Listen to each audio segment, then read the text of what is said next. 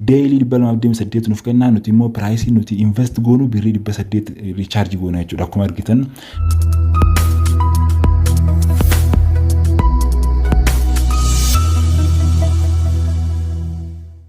Ashama daawwattoota keenya kabajamoo fi jaallatamoo akka nagaa fayyaa jirtuun arrasgaa qophii keenya akkuma itti feetti jira. Wantoota online marketing tan haaraa akka isiniif gadhiisu jechuudha keessaan nagaafachaa jirtanii kanneen argee keessaa jechuudha keessa isaa qoradheen argee keessaa tokko isaan argee kana keessaa tokko kun isa kana jechuudha GOLDGEM Company jechuudha GOLDGEM Company kan jedhu kana jechuudha. Inni kunis baay'ee bareedaadha yeroo dhiyootti kan gadi lakkifamedha jechuudha akkasumas profit isaatis argeen jira jechuudha. Isaanowwan garagaraa wantoota bonus hedduu of keessaa qaba jechuudha namoota attract gochuudhaaf waan ta'eef jechuudha.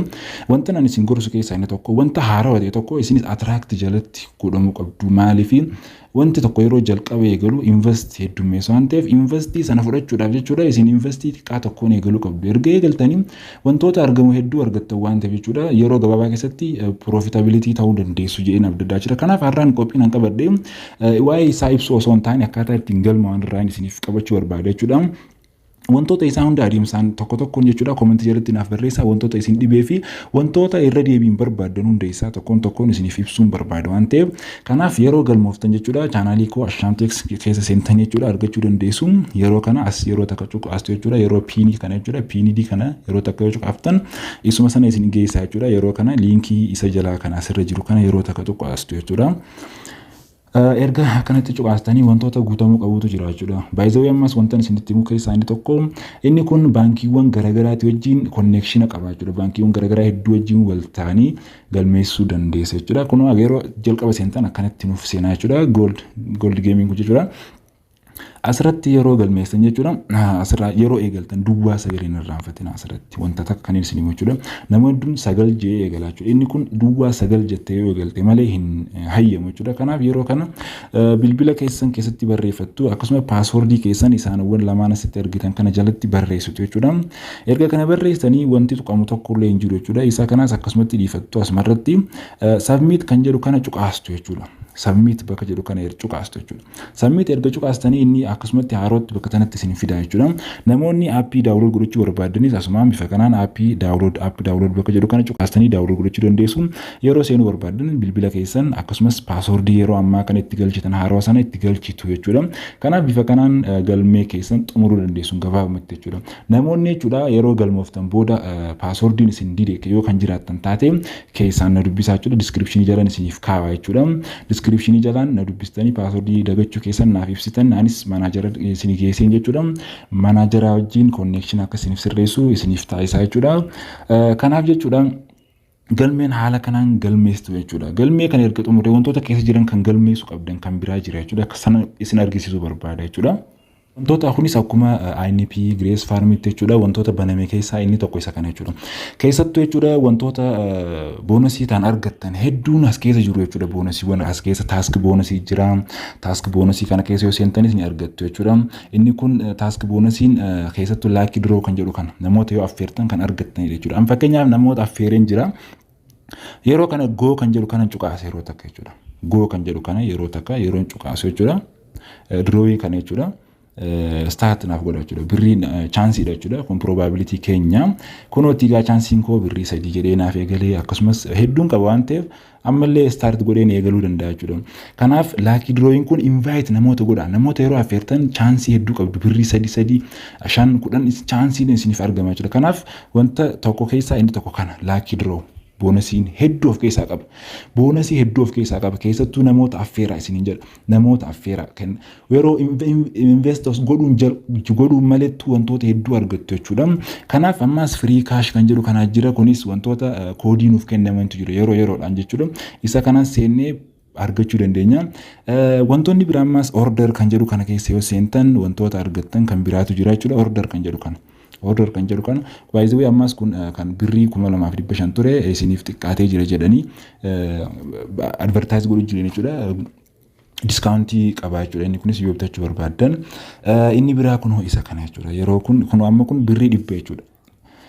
Time jechuun average hourly jechuudha. Saa'aadhaan birrii takka tuqaa takka nuuf kenna akkuma asirratti argitan kun yeroo jalqaba eegaltan jechuudha kun yeroo hunda kan isiniif kennudha jechuudha wanti asitti beeku qabdan yeroo hunda isaa jechuudha as dhuftaniituma receive kan jedhu kana cuqaasaa deemtu jechuudha cuqaasaatuma deemtu sa'aatii tokko keessatti jechuudha haga guyyaa afuriitu jira jechuudha as keessatti wanni argitan guyyaa afur of keessaa qaba jechuudha qarshii 100 kana keessaa baafachuuf haawurlii tuqqu qabdan jechuudha yeroo tuqxan hedduu isaa argattu jechuudha asiis boonasii isaa jechuudha boonasii hedduu of keessaa qaba jechuudha kanaaf isa kanas sirreeffachuu dandeessu inni biraa waaleta keessan jechuudha ammas wanti biraa kanaaf waaleta keessanidha waaleta keessan connect kan gootan asuma akkuma argitan my wallet kan jedhu kan yeroo takka cuqaastu yeroo cuqaaftan add now kan jedhu kan jechuudha yeroo baafachuuf feetan withdrawal kan jedhu kanaa fi akkasumas deposit kan yeroo recharge gootan akkaataa itti galmeeffattan isinitti argisiisuu danda'a jechuudha isa 800 tokkollee taatus kireesseen isinitti argisiisa waan ta'eef jechuudha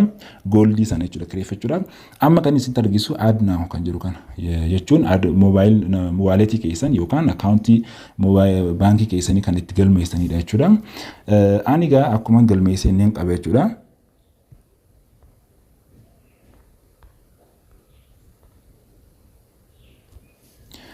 akkuma argitan gaa kunooti isa kana CBE naaf fidee jira jechuudha anis CBE nin barbaade jechuudha kanaaf galu kan hin barbaade jechuudha bilbil maqaa kootii fi akkasumas password account number koo nan galchee yeroo kana CBE dhaan barbaade yoo isin barbaaddan kan biraa kun akkuma asitti argitan Abisiiniyaa Awaash Oromiyaa Bank Telebir isaanowwan garagaraa kana jechuudha isiniif galuu danda'a namoonni hedduun keessan CBE hin qabnu jettanii keessan nagaafachaa turtan amma gaa kun Oromiyaa Bankiin jira Telebirriin jira akkasumas Abisiiniyaa fi Awaash Bankiin jira jechuudha isa kanaan fayyadamtanii bu'aa irraa argachuu dandeessu jechuudha withdrawal kana sirreeffattanii jechuudha erga baatanii jechuudha withdrawal kana salphumatti isiniif seenaa jechuudha maallaqni kun withdrawal yeroo gootan manageris gaafadheen ture how many times jedhee gaafadhee ture daqiiqaa 10 fi daqiiqaa 30 keessatti yookaan yoo baay'ate daqiiqaa 60 keessa kana jechuun sa'aatii tokko keessatti maallaqni isiniif seenaa nu jedhee jechuudha kanaaf inni kun baay'ee barbaachisaadha jechuudha kanaaf qorannoo ani isiniif gaafadhe keessaa isaanowwan kanneen kana jechuudha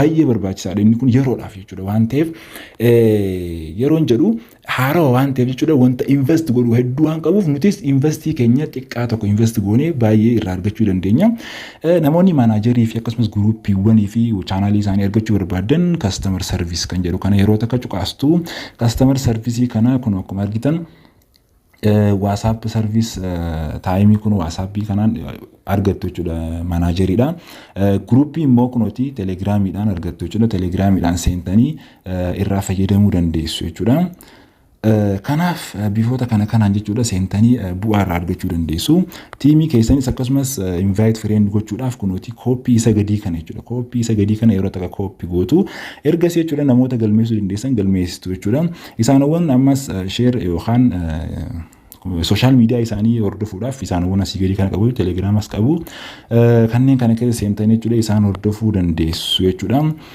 kanaaf jechuudha akkaataan ittiin recharge gootan immoo viidiyoo itti aanutti isin argisiisa withdrawaliin waan inni godhamu hundi akkana jechuudha kanaaf keessattuu ammas wanta isin kun asumatti akka argitan daily 228 argattu circle day isaa jechuudha guyyaa 5 keessatti jechuudha pricing 800 jechuudha daily garuu 228 isiniif kan bakka kanatti ilaala faayidaa isaa jechuudha bakka kanatti akka namni dafee attract ta'ee isa kana keessa seenuuf wanta kana hojjechaa jira waan ta'eef yeroon seenuun barbaachisaadha jechuudha wanta kana keessatti daily 228 nuuf kennaa nuti immoo pricing nuti invest goonu birrii 800 recharge goona jechuudha akkuma argitan birrii 800 recharge goona total income keenya 1140 ta'a jechuudha 1140 ta'a guyyaa 5 keessatti be careful wanti kana wanni hubachuu qabdan guyyaa 5 keessatti jechuudha erga isa kana xumurtanii jechuudha withdrawal keessan screenshot gootanii jechuudha customer service dhaaf yookaan manageriidhaaf erguu qabdu jechuudha yeroo kana recharge gochuudhaafis yeroo recharge gootan isaaf ergitu yeroo kana approve isiniif godha jechuudha guyyaa 5 keessatti bu'aa qabeessummaa irraa argattu kanaaf wantoota hafee kanneen hafee jechuudha keessan na dubbisuu dandeessu akkasumas koomentii yoo qabaattan wanta gold game kanarratti jechuudha keessan na gaafachuu dandeessu akkasumas viidiyoowwan ani isiniif qopheessuu qabu kan naaf isin barbaachisu ta'e jechuudha keessan na gaafachuu dandeessu kanaaf har'aaf qophiin keenya kanuu fakkaata qophii kaaniin hanga wal arginutti nagaan naaf tura